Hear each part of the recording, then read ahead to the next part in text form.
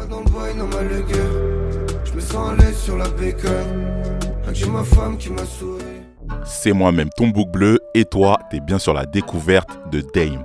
C'est ici que je vais te faire découvrir des personnalités de plusieurs domaines, musique, comédie, mode, entrepreneuriat et j'en passe. Pour la découverte du jour, on va parler musique.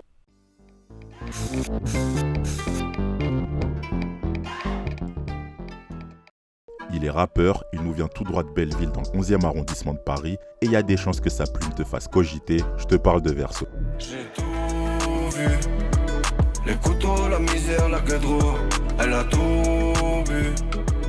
Verso commence le rap à 16 ans et compte déjà 4 projets à son actif.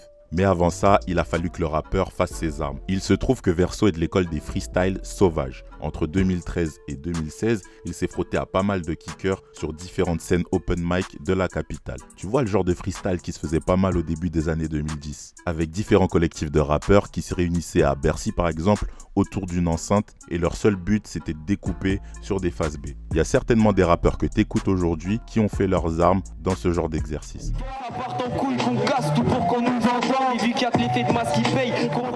Enfin bref, Verso sort une première tape en 2016 qui génère rapidement les 100 000 écoutes sur SoundCloud, ce qui lui ouvre par la suite les portes de plusieurs studios où il a la chance d'être invité pour travailler avec différents producteurs. C'est à ce moment que Verso se lance dans la réalisation de son premier EP, Colère Calme, qui sort en 2017 et atteint le 1 million d'écoutes. À partir de ce moment-là, la musique prend une toute autre ampleur pour le rappeur qui commence à être approché par des majors et des labels indépendants. Pourtant, Verso va faire une longue pause dans la musique et s'éloigner des studios pendant quelques temps pour des raisons personnelles. Et finalement, ça va être une absence plutôt bénéfique pour le rappeur qui va faire plusieurs rencontres pendant cette période, dont celle d'artistes qu'il finira par signer dans son propre label quelques années plus tard. Avant de renouer avec la musique en 2020, Verso est animé par un grand besoin et c'est celui d'aider ses proches à avancer et de réaliser leurs projets. Il envisage carrément de se lancer dans le social, mais il trouve le juste compromis. Donc en 2017, Verso crée son label French Light Records et son but à lui, c'est de faire monter les siens, clairement, leur donner de la force et mettre en avant une certaine mentalité. Il va y signer Chabi et La Femme en Bleu.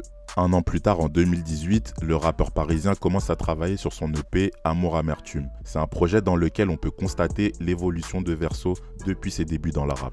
Autant dans sa plume que dans les thèmes qu'il aborde, on sent que Verso fait preuve d'une certaine sagesse et qu'il dispose d'un certain recul sur la vie. Si tu veux, on a un peu affaire à une version 2.0 de Verso. Amour Amertume, ce sont des textes qui ont du sens. Le jeune technicien se définit lui-même comme un moraliste et met un point d'honneur à éveiller les consciences. C'est pas les dollars qui font la suite. Rien à foutre qu'on m'idolâtre, c'est pas le succès qui rend heureux.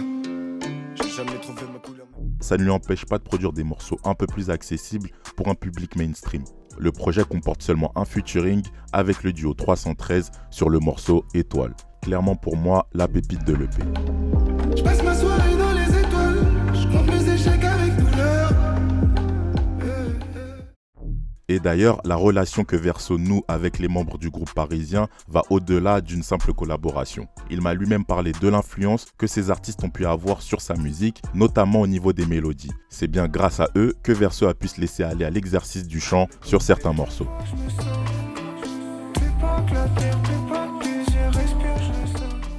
Même si Verso accorde une grande importance à ses textes, Amour Amertume laisse la place à l'évasion. On est sur une vibe légère et planante par moments. Je te conseille d'aller l'écouter, c'est clairement un mood. Et on va finir avec son dernier projet en date, Au revoir mon amour. C'est un EP 3 titres dans lequel on sent un Verso plus vulnérable qui se livre sur une blessure amoureuse. Et pour ça, il a opté pour des prods plutôt simples, souvent sur un fond de piano assez doux, histoire de laisser place aux paroles et aux émotions qui ressortent de son interprétation tout au long des morceaux. Faudrait que je chante pour t'oublier. Ouais. Faudrait que je t'aime pour t'oublier. Faudrait que je baisse pour m'abîmer. Faudrait que je vive pour un billet. Tiens, d'ailleurs, je vais te laisser aller écouter ce qu'il fait sur ses plateformes de streaming et ensuite tu reviendras me dire ce que t'en as pensé dans les commentaires. Attends, je crois que t'as oublié quelque chose. Oublie pas de liker, de commenter et d'activer la cloche quand même. Bon, j'ai aussi glissé le lien de mon Tipeee en barre d'infos pour que tu mettes ton bouc bleu à l'abri. Blague à part, n'hésite pas à laisser un petit pourboire pour soutenir le travail et me permettre d'investir dans des vidéos encore plus qualitatives.